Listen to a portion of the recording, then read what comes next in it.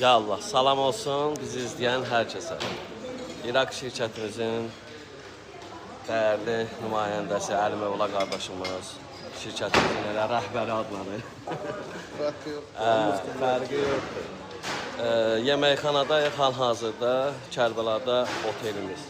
Baxın, yemək çeşidləri çoxdur. Maşallah olsun, hər şey var.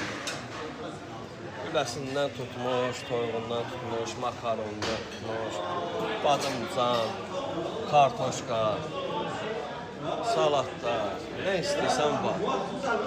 Nə istəyirsən var.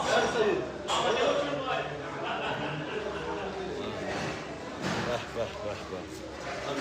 Nə istəyirsən var. Çaylar.